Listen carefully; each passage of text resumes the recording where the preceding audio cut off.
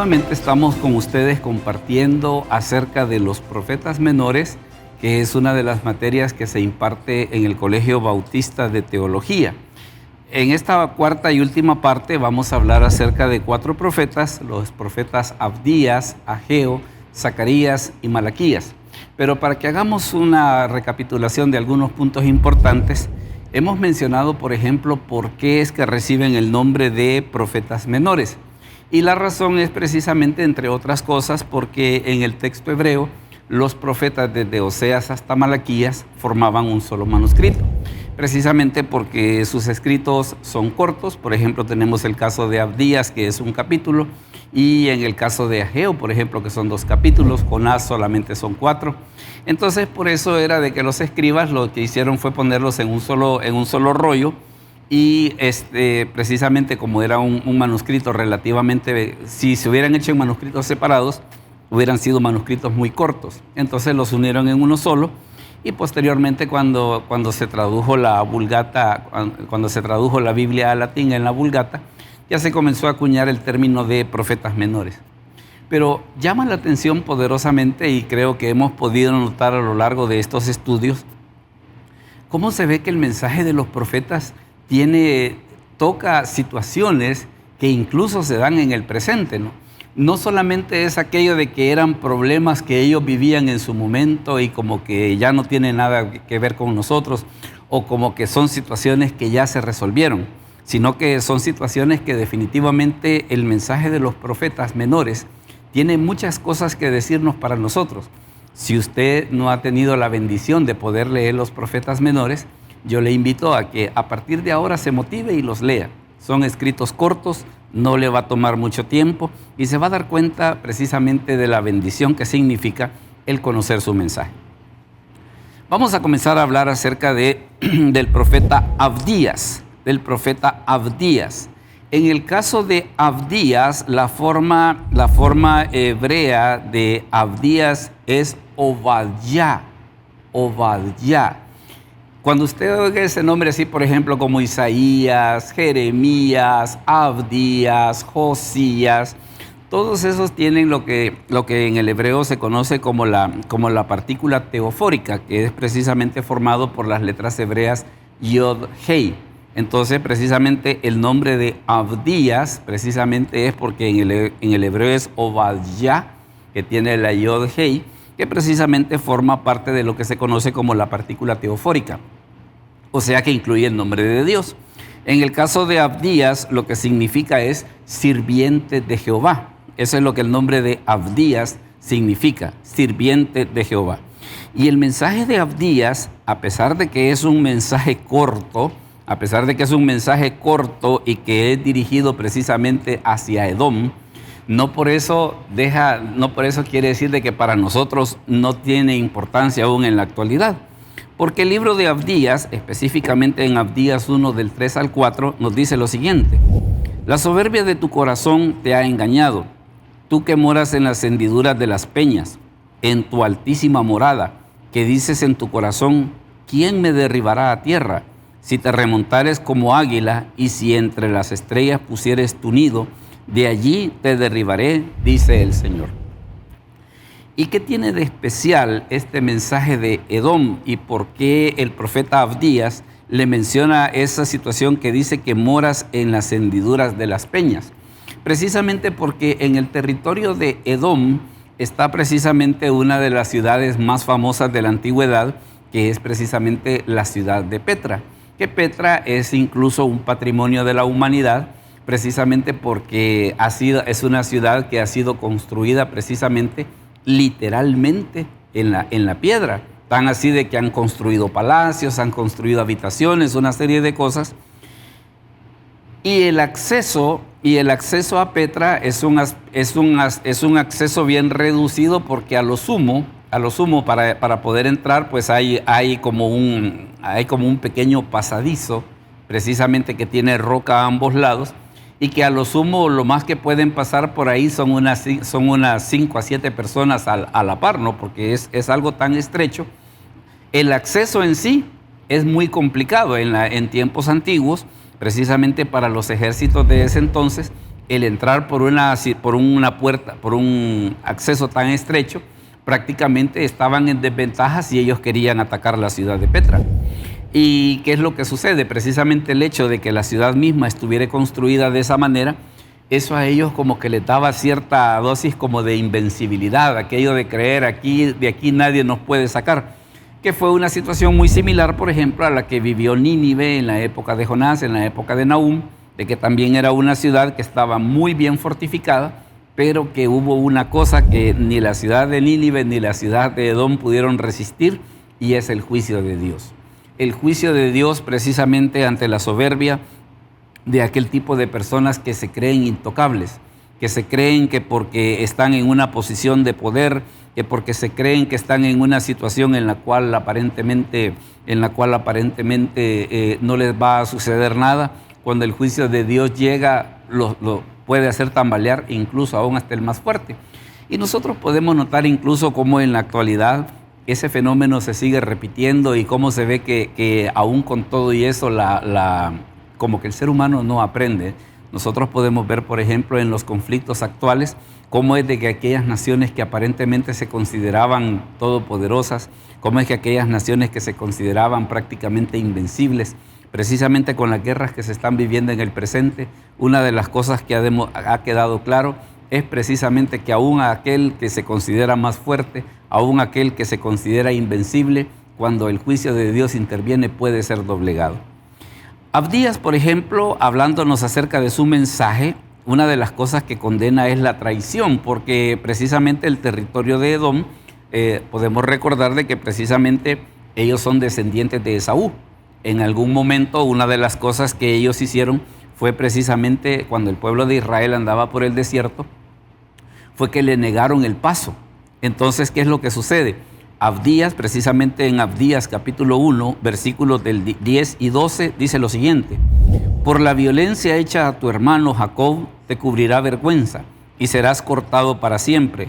¿No debiste tú haber estado mirando en el día de tu hermano, en el día de su desastre?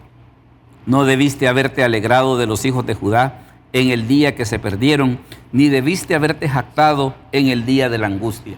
Porque lo que había pasado con ellos era que precisamente al Israel haber sufrido situaciones como el cautiverio de Asiria, como el cautiverio de Babilonia, los habitantes de Edom, que una de sus ciudades, digámosle así, de sus ciudades emblemáticas, era la ciudad de Petra, ellos se sentían en aquella situación de decir, mire a ellos lo que les pasó, pobrecitos ellos, y a nosotros jamás nos va a pasar eso, ¿va? Nosotros jamás vamos a ser víctimas de eso, porque nosotros estamos viviendo en medio de las peñas. Tenemos una construcción tan majestuosa de que prácticamente yo creo que muchos, y tal vez para que tengamos una especie de comparación, usted se fija de que en esta película del Titanic una de las cosas que se decía era que era un barco que ni Dios iba a poder hundir, ¿verdad? Pero la historia nos ha demostrado que ciudades orgullosas como Nínive, ciudades como Petra, ciudades como Tiro, que está profetizado su destrucción en el libro de Ezequiel, cómo es de que aún esas ciudades no han podido resistir el castigo de Dios cuando Dios ha determinado de que esas ciudades tengan que llegar a su fin. Entonces es por eso que nosotros notamos en el libro de Abdías, en el libro de Abdías notamos precisamente cómo el profeta reprende la alegría que vivía Edom al ver la tragedia que estaba pasando el pueblo de Israel. Pero ¿qué es lo que sucede? Precisamente en Abdías 1:15, la Escritura dice lo siguiente: porque cercano está el día del Señor sobre todas las naciones. Como tú hiciste, se hará contigo. Tu recompensa volverá sobre tu cabeza. Definitivamente que es un pasaje que si nosotros buscamos ese hilo armónico que nosotros encontramos en el mensaje de las Escrituras, vamos a encontrarlo precisamente en una de las frases del Señor cuando menciona que dice que con la misma vara con que midieres, vamos a ser medidos nuevamente. Entonces tenemos esa situación, cómo se ve de que las Escrituras tienen un mensaje único. El centro del mensaje es Jesucristo y hay un hilo armónico que nosotros notamos a través de toda la Escritura. Y es por eso que tal vez nosotros frases que hemos escuchado en el Nuevo Testamento, vemos como muchas de ellas ya tenían su eco. Ya en el Antiguo Testamento, ya el Señor ya había revelado tanto los juicios, tanto el señalamiento de los pecados como también la misericordia de Dios ante aquella persona que se arrepiente. Y es por eso de que en Abdías 1:15 se tiene ese mensaje. Pero con todo y eso, el mensaje de Abdías termina con un mensaje de esperanza. Es por eso que nosotros notamos en Abdías 1:17 y 21 que las Escrituras nos dicen lo siguiente: mas en el monte de Sión habrá un remanente que se salve y será santo, y la casa de Jacob poseerá sus posesiones, y subirán salvadores al monte de Sión para juzgar al monte de Esaú, y el reino será del Señor. Entonces, es cierto de que aunque el mensaje de Abdías es un mensaje de juicio, pero también hay esperanza de parte de Dios en el sentido de decir de que Dios al final, ¿qué es lo que va a suceder? Va a dar salvación. Esa es una línea de pensamiento muy interesante que nosotros vemos en los profetas, que hay advertencia de juicio, hay salvación para el que se arrepiente y hay un castigo total para el que no lo hace. Esa es una línea que nosotros, en lo que hemos estado hablando acerca de los profetas, hemos podido notarlo, cómo se ve que entre ellos existe ese hilo armónico precisamente que mantienen las Escrituras en su mensaje. Luego vamos a hablar acerca de otro de los profetas que también forma parte de los profetas menores, que es el profeta Ageo. El profeta Ageo. La forma de decir Ageo en el hebreo es la forma Hagai. Hagai, o sea, para decir Ageo en el hebreo es Hagai. Y la palabra Ageo lo que significa es festivo, festivo. El mensaje de Ageo es un mensaje corto, pero es un mensaje tremendo por dos situaciones. Primero, hay una frase que se repite muchas veces en el Antiguo Testamento y es Jehová de los ejércitos. Se repite muchas veces en el Antiguo Testamento. Pero llama la atención que en el libro de Ageo, que solamente tiene 2 capítulos, aparece 14 veces. Repito, la frase Jehová de los ejércitos aparece muchas veces a lo largo del Antiguo Testamento, pero Ageo, que solamente tiene 2 capítulos, aparece 14 veces. Es una llamada de atención precisamente de parte del profeta Ageo a ponerle atención a ese punto. ¿Cuál era el mensaje de Ageo? Tanto Ageo como Zacarías y Malaquías están ubicados precisamente después del cautiverio babilónico. Pero después del cautiverio había ocurrido lo siguiente. El pueblo había regresado del cautiverio, pero habían perdido interés por reconstruir el templo. O sea, como que la idea era decir, vaya, ya volvimos, ya estamos aquí, hagamos nuestra casa, hagamos nuestra vida. Sí, pero ¿y la casa de Dios? Entonces, ¿qué era lo que sucedía? Se les había escapado este pequeño detalle, pero importante detalle. Habían perdido totalmente el interés por reconstruir la casa de Dios. Y entonces en Ageo 1:4 encontramos lo siguiente. ¿Es para vosotros tiempo, para vosotros de habitar en vuestras casas artesonadas y esta casa está desierta? Bueno, y tan es así que el mensaje de Ageo, en vista de que estaba esa situación de que ellos habían perdido el interés por la construcción de la casa de Dios, mire la consecuencia que eso estaba trayendo. En Ageo capítulo 1, versículos 5 y 6, la Escritura nos dice lo siguiente: pues así ha dicho Jehová de los ejércitos, meditad bien sobre vuestros caminos. Mire, sembráis mucho y recogéis poco, coméis y no os saciáis, bebéis y no quedáis satisfechos, os vestís y no os calentáis, y el que trabaja a jornal recibe su jornal en saco roto. Lo que estaba pasando en la época de Ageo es una situación de que aún en la época actual se da, que a veces hay personas que dicen, pero ¿por qué razón se da? ¿Por qué razón se da que yo trabajo y el dinero no me alcanza? El profeta Ageo tiene una respuesta tremenda cuando dice que precisamente eso se da cuando nosotros perdemos el interés en buscar las cosas de Dios. cuando nos dedicamos únicamente a lo material, pensando como que si lo material solamente es lo importante. En la época del profeta Ageo, precisamente como habían perdido ese interés por la construcción del templo y se habían dedicado a sus cosas, la consecuencia que había traído era de que todo el trabajo que ellos hacían, el profeta Ageo les dice, el que recibe el jornal, o sea, el que recibe su pago diario, le cae en saco roto. Entonces, esa falta de poder suplir las necesidades estaba basada ¿en qué? Estaba basada precisamente en que ellos habían olvidado la casa de Dios y se habían dedicado a hacer sus propias cosas. ¿Qué es lo que sucede? Teniendo en mente este mensaje, entonces viene el profeta Ageo y en Ageo 1:8 les dice lo siguiente: subid al monte y traed madera y reedificad la casa y pondré en ella mi voluntad y seré glorificado, ha dicho el Señor. Entonces, el mensaje de Ageo es un mensaje tremendo porque prácticamente entre el capítulo 1 y el capítulo 2 solamente hay unos pocos meses entre un mensaje y el otro. Pero el mensaje de Ageo fue un mensaje tan impactante, fue un mensaje tan real, de que a pesar de que solamente hay uno o 2 meses entre cada uno de los capítulos, el corazón de la gente fue tocado de tal manera de que a raíz de ese mensaje la gente volvió otra vez a prestar interés en la construcción del templo y efectivamente el templo fue terminado precisamente en la época de Esdras, que es donde estamos hablando que se dan todos estos incidentes del profeta Ageo.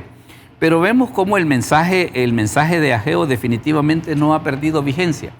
¿Por qué razón se da el hecho de que la gente dice las cosas no me alcanzan? La razón es muy sencilla, pero muy importante, y el profeta Ageo lo dice: porque hemos perdido interés en buscar la presencia de Dios. Entonces, precisamente por ese interés que hemos perdido en buscar la presencia de Dios, es que ha traído todas esas consecuencias. Con todo y eso, el mensaje de Ageo es un mensaje de esperanza.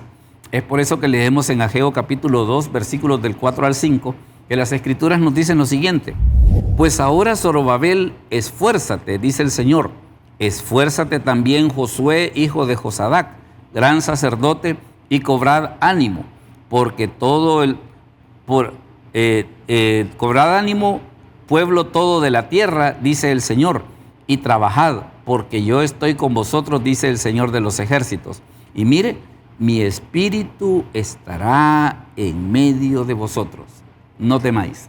Entonces, tenemos como es de que el profeta Ageo es el llamado de Dios, precisamente en ese momento para que ellos construyeran otra vez el templo, para que no solamente pensaran en tener sus casas, en tener casas bonitas, en tener casas muy amuebladas, y estaban olvidando lo que tenía que ver con el templo de Dios. Y como comentábamos hace un momento, es una situación que incluso tristemente actualmente puede estar sucediendo. Y en ese aspecto el profeta Ageo tiene un llamado muy fuerte. Con todo y eso, Ageo tiene mensajes de esperanza, porque nos dice en Ageo 2:9, la gloria postrera de esta casa será mayor que la primera, ha dicho el Señor de los ejércitos, y daré paz en este lugar, dice el Señor de los ejércitos. Vea cómo 2 veces en el mismo versículo aparece esa frase de Jehová de los ejércitos o el Señor de los ejércitos, como dice esta traducción que estamos leyendo, pero siempre se da el énfasis ese de que una de las razones que los debía de motivar en la construcción del templo, ¿qué era lo que debía de ser? El hecho de que Jehová de los ejércitos les estaba apoyando. Luego en Ageo 2:19 las Escrituras nos dicen lo siguiente: no está aún la simiente en el granero, ni la vid, ni la higuera, ni el ganado, ni el árbol del olivo ha florecido todavía, mas desde este día os bendeciré. Entonces el libro de Ageo tiene ese llamado de atención para que la gente recuerde de que no solamente debe de pensar en sus cosas, sino que también debe de prestar atención en todo aquello que tiene que ver en que las personas puedan conocer a Dios, que puedan tener un lugar donde buscarlo y que puedan tener comunión con Él. Otro de los profetas que forma parte de los profetas menores es el profeta Zacarías. El profeta Zacarías. Y en este caso, el nombre de Zacarías en el hebreo es Sejarjá. Sejarjá es el profeta Zacarías. Nuevamente notamos de que en el hebreo tiene precisamente lo que se llama la partícula teofórica, o sea, la Yod-Hei, que forma parte del nombre de Dios. ¿Y qué significa el nombre de Zacarías? Significa Jehová recuerda. Jehová recuerda. Ese es el significado del nombre de Zacarías. Y el mensaje de Zacarías, al igual que en el caso de los otros profetas, también es un mensaje importante, porque el mensaje de Zacarías, al igual que los otros profetas, también tiene un llamado al arrepentimiento. Es por eso de que en Zacarías 1:3 las Escrituras nos dicen lo siguiente: diles pues, así ha dicho el Señor de los ejércitos. Mire, volveos a mí, dice el Señor de los ejércitos, y yo me volveré a vosotros, ha dicho el Señor de los ejércitos. Mire cómo 3 veces en el mismo versículo se ocupa esa expresión del Señor de los ejércitos o de Jehová de los ejércitos, como es traducido en Reina Valera del 60. Entonces tenemos esa situación como el libro de Zacarías es un llamado precisamente al arrepentimiento, es un llamado a la búsqueda de Dios. Hay que señalar de que tanto los profetas Ageo, Zacarías y Malaquías son los profetas que profetizaron precisamente después de que el pueblo de Israel regresó del cautiverio. Y precisamente que fue una de las situaciones que se dieron, el tener que reconstruir el templo, el tener que reconstruir la ciudad, el empezar a buscar a Dios. Entonces es por eso de que estos 3 profetas, Ageo, Zacarías y Malaquías, ¿qué era lo que estaban buscando? Llamar la atención, llamar el espíritu del pueblo precisamente para que ellos hicieran esa búsqueda. Y uno de los pasajes tan tremendos que tiene las Escrituras en Zacarías 4:6 para hablarnos acerca de que cómo iba a ser posible ese movimiento de renovación, en Zacarías 4:6 las Escrituras nos dicen lo siguiente: entonces respondió y me habló diciendo, esta es la palabra del Señor a Zorobabel que dice, no con ejército ni con fuerza, sino con mi espíritu, ha dicho el Señor de los ejércitos. Si usted quiere saber que de dónde viene ese coro de que no es con espada ni con ejército, mas con su Santo Espíritu, acá tiene la cita, es Zacarías capítulo 4 y versículo 6.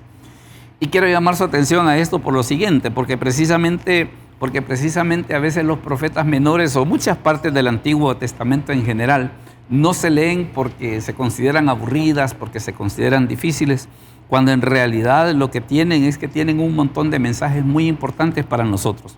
Zacarías 4:6 nos demuestra de que la manera en la que toda esta reconstrucción iba a ser posible, iba a ser gracias a la presencia del Santo Espíritu de Dios, precisamente en el pueblo de Israel. También otra de las cosas que el profeta Zacarías forma parte de su mensaje, tiene que ver con una situación de que en los profetas era muy recurrente el hecho de las injusticias que se cometían. En el día a día se cometían ciertos pecados que son señalados por los profetas y por ejemplo Zacarías 7 del 9 al 10 nos dice lo siguiente: así habló el Señor de los ejércitos diciendo, juzgad conforme a la verdad y haced misericordia y piedad cada cual con su hermano.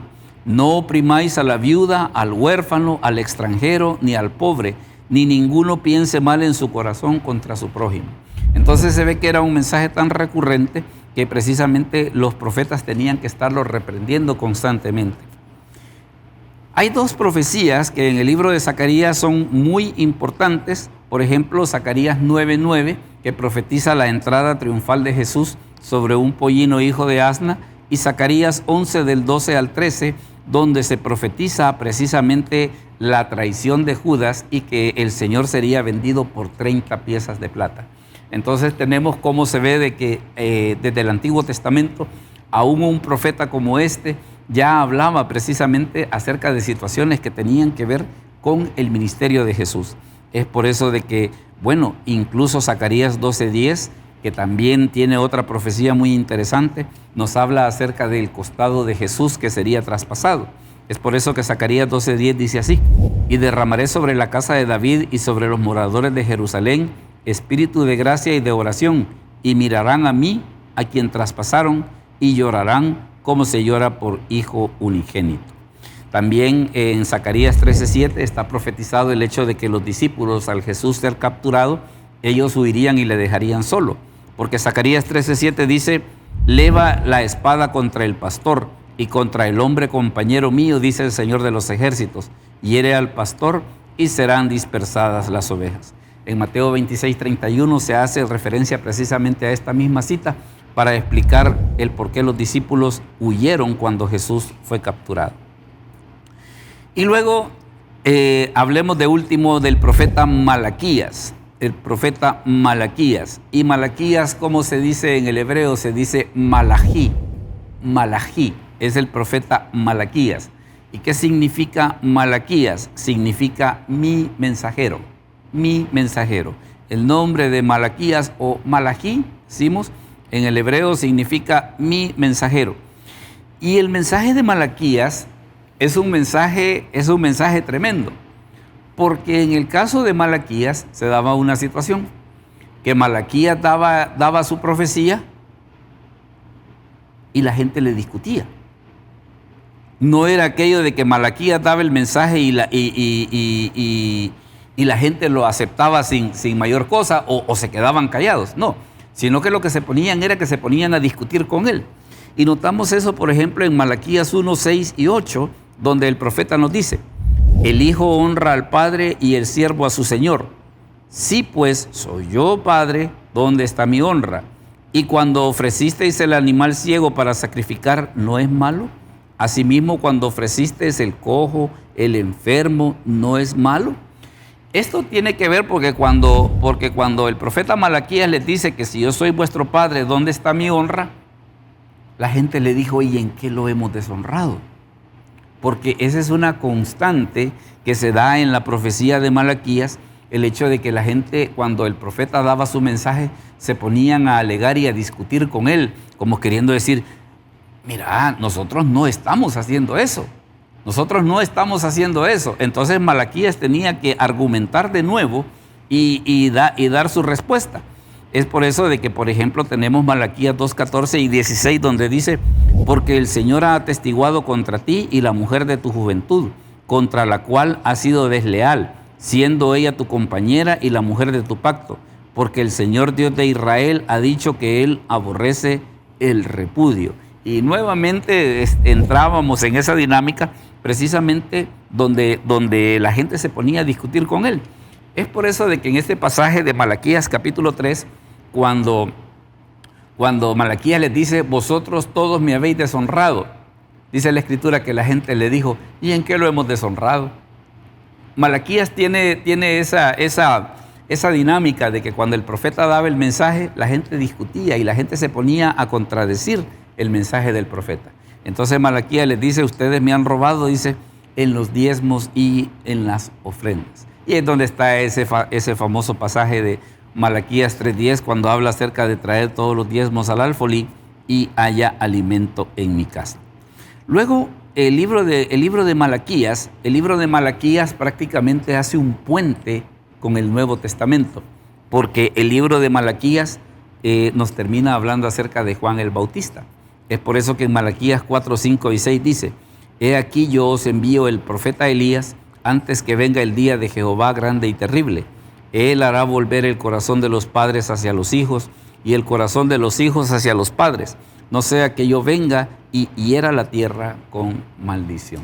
Entonces es tremendo cómo el Antiguo Testamento precisamente termina estableciéndonos un puente con Juan el Bautista, que iba a ser quien anunciara o quien introdujese el ministerio público de Jesús.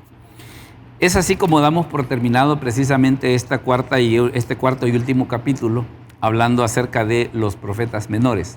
Nuevamente quiero insistirle, si usted no los ha leído, este es un buen día para comenzar a leerlos.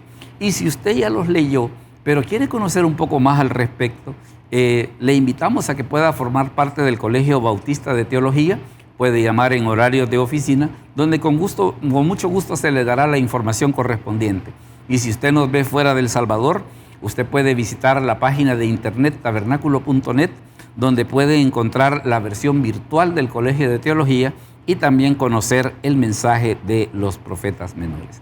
Así que la idea de estos estudios ha sido no tanto el hecho de decir de ver los profetas versículo por versículo, no ha sido tanto esa la idea, sino motivarle a que si usted no conoce el mensaje de los profetas menores, que lo lea, que lo conozca, y si usted quiere profundizar un poquito más, es todavía una buena razón para poder inscribirse en el Colegio de Teología y conocer más al respecto. Así que no me resta más pues agradecerles el que hayan escuchado estos programas, que puedan ser de bendición para su vida y conocer el mensaje de los profetas menores para los tiempos actuales.